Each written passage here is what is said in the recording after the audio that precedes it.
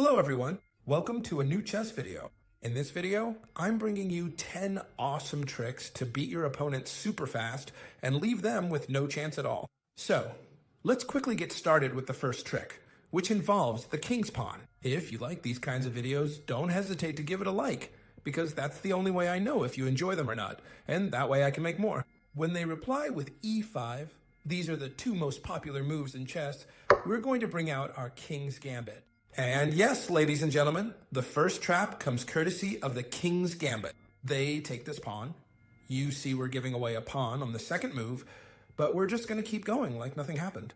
Knight to f3. We place the knight here and develop our first piece. If they play d5, which is a very natural move to destabilize this point here, notice that knight to f6 would be a bit weak because we'd be forcing this knight out right away. Maybe it makes more sense to play d5 to fight for the center.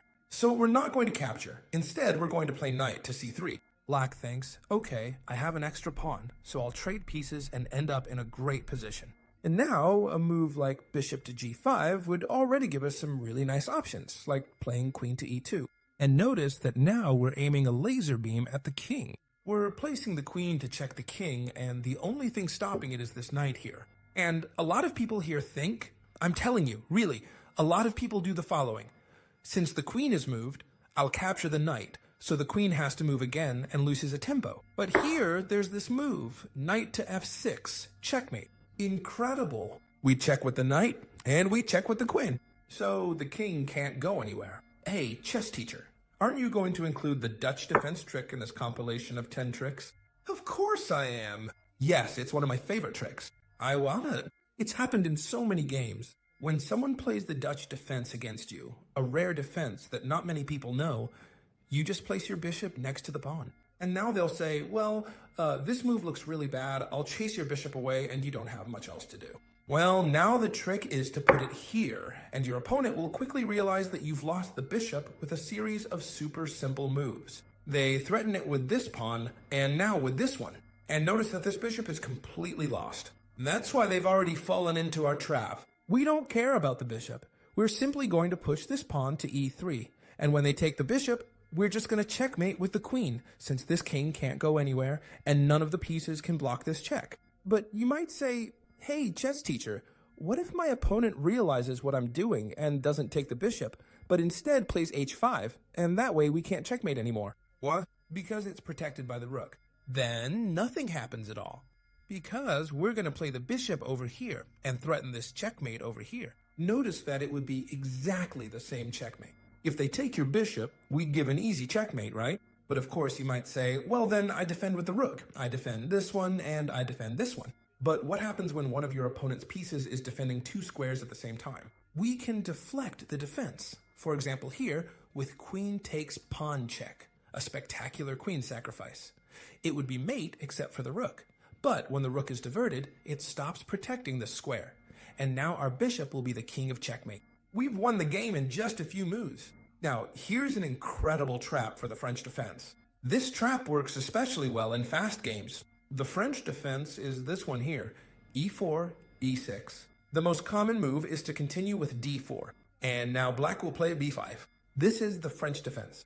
There are many types of French. The exchange French, the advanced French. We're going to play the advanced French.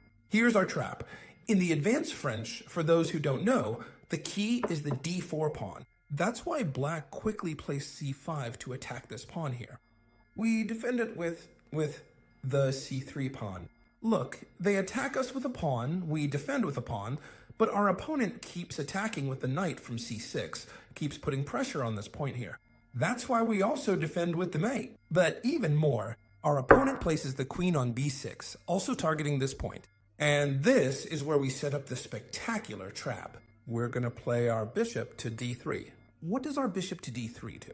It stops defending this pawn with the queen. And look, they're attacking it with one piece, 2, and 3. And now we're only defending it with 2 because the third defender is no longer protecting this pawn. So our opponent thinks they're going to win the pawn super easily. Just by trading pieces, notice that they've won a pawn. Now queen takes knight, and the result is they've won a pawn. However, there's this spectacular discovered check. Check to the king with the bishop, and on the next move, we're going to take the queen. For example, if they move the king, we take the queen, and if they block with the bishop, then first we take the bishop with check, push the king aside a bit, and now, yes, we take this queen completely clean. Hey, chess teacher, I have a friend who always plays the same moves as me. He always copies me. If I play this pawn here, he plays here too. He keeps mirroring me the whole time. Well, let me show you how to beat him with this super simple trap. We're going to place our knight on f3, attacking his pawn. Oh, so now he's starting to get a little too clever, huh? Knight to f6, he does the same as you, and also attacks this pawn. All right then, let's play on.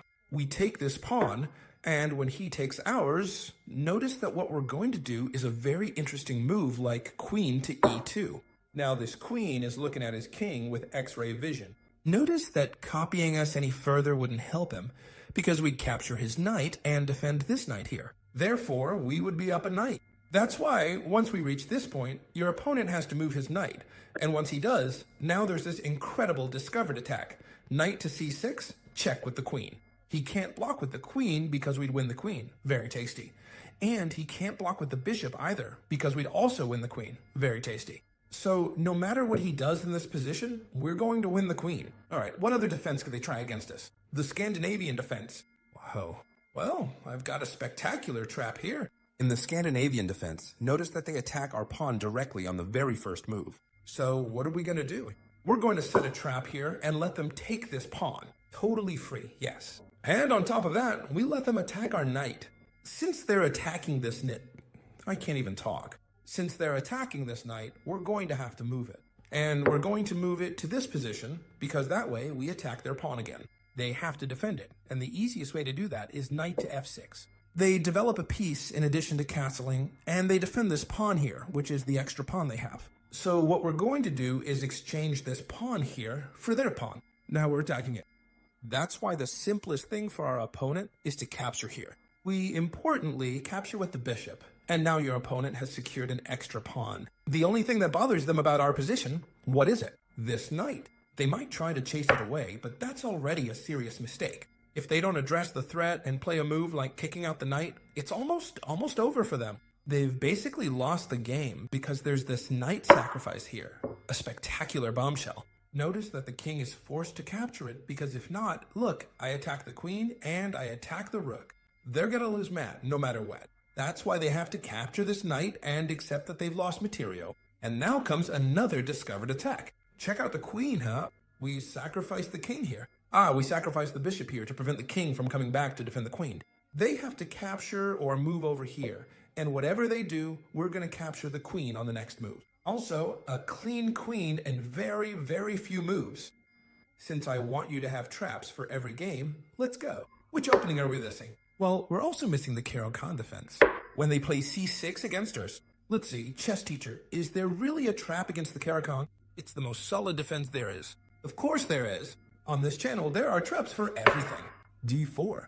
We take advantage, when they don't directly occupy the center, so we can do it ourselves with our pawns and gain a bit of space. However, the Caro-Kann gives up the center because now it strikes back strongly, since this pawn supports its central pawn. We're simply going to play knight to d2, as if it were a kind of Tarish variation in the French defense. We play the knight to d2 and defend this pawn here. Notice that if they exchange this pawn, we simply recapture with the knight. Now, the idea is very simple. Black wants to play knight to f6, but doesn't really like it, because after the exchanges, they'll have to double one of these two pawns, and the structure will be a bit weak. That's why, instead of playing knight to f6, they first play knight to d7, so that later they can play knight to f6 with it protected, and without having to double their pawns.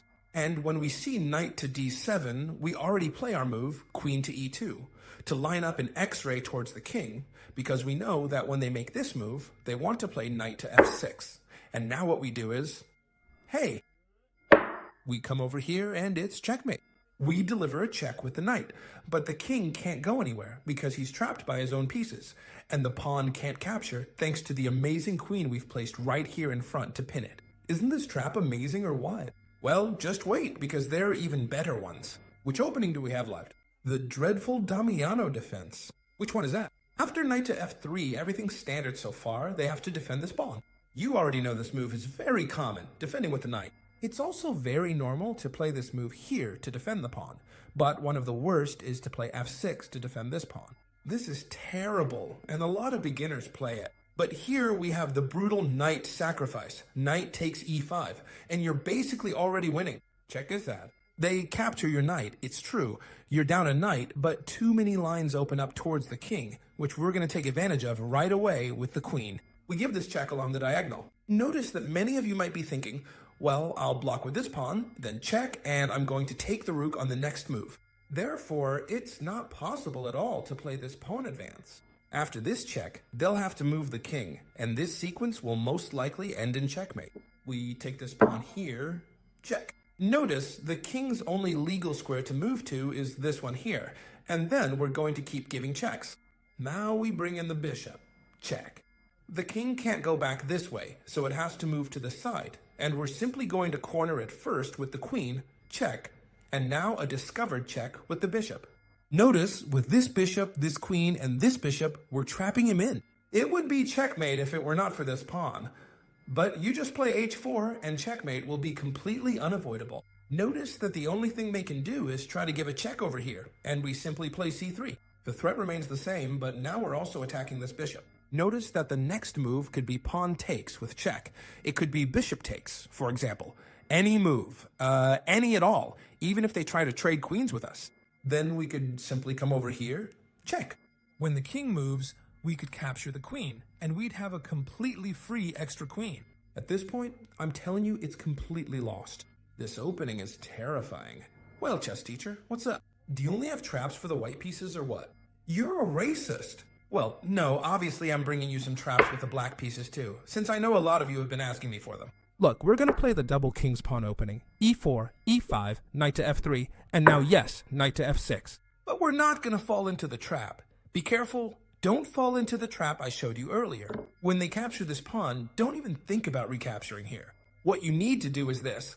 Play knight to c6 and set up the spectacular trap. Why? Because after the knight exchanges, notice that we're attacking this pawn here with our knight, and they have to defend it. That's why they usually play d3 to defend it super solidly, so that no trap exists. But the trap does exist. It's better if we bring out our bishop, attacking the weak spot.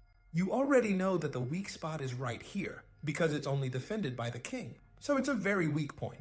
Careful, they're coming to attack us with the bishop. Now what happens? This knight can't move. If this knight moves anywhere, they capture our queen and we pretty much lose the game, right? So now what we're going to do is move the knight, and not only that, but we sacrifice it. Notice that sacrificing it doesn't matter, because if they take it, we capture here and absolutely nothing happens. But of course, you're telling me, chess teacher, you just gave away the queen. Are you seriously that bad that you're teaching me to give up the queen? What happens if they capture my queen? Then your opponent will simply have to resign after the move bishop takes on f2, check. Notice that this king can't capture because of the knight, so it can only move forward.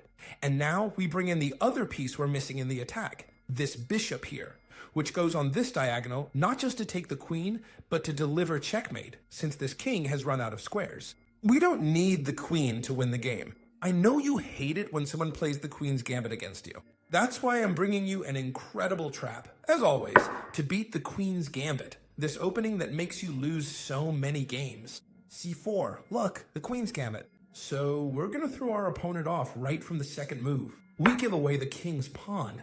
And not only that, we give it away while letting them attack our knight. Where are we going to move this knight? There are two traps. The first trap I'm going to show you now is by placing the knight over here. What are we threatening with the knight here? Well, we're threatening to bring the bishop here, supported by this knight that covers the squares, to deliver a terrible check to the king. But you might say, hey, chess teacher, you can just stop this with this move and the bishop can't come through here anymore. That's okay. So we change plans and exchange these pawns here. When they capture you, with which piece should you recapture? With the bishop. That's where the trap is. And with almost any move, like a normal move such as knight to f3, they've already lost the game. They'll have to resign after this bombshell. Knight takes f2, sacrificing the knight again. They have to capture it no matter what, because we're in the same situation as one of the first traps. We're attacking the queen and attacking the knight. If they don't take it, they'll lose material, and when they do take the knight, once again the king is diverted. We place the bishop here, check. The king can't go back to defend the queen. He can capture with the king, with the pawn, he can move the king here or here, but whatever he does, the result will be the same. We'll take the queen completely for free, and we've won against the queen's gambit in just a few moves. And to wrap up the video, as the final trap, I'm going to show you a trick where you can win in just 4 moves. And if your opponent is a beginner, they'll often fall for it. It's when they play this move here, which is really bad, but if you don't know how to take advantage of it, you'll end up exactly the same. So we'll sacrifice this pawn here. Yes, in the first move, once again, we give up a pawn. And now what, chess teacher? We're down a pawn. Yes, but now we're going to bring the queen out and give this check here. Check. The king can't go anywhere. They can only attack our queen. And then we're going to act a little like we're really bad and give away the queen. And when I capture it, we simply come in with the bishop. Checkmate. This king can't go anywhere, and none of the pieces can block the bishop's path. I hope you loved this video. Subscribe to the channel if you haven't already. Don't make me mad. See you in the next video, friends. Bye.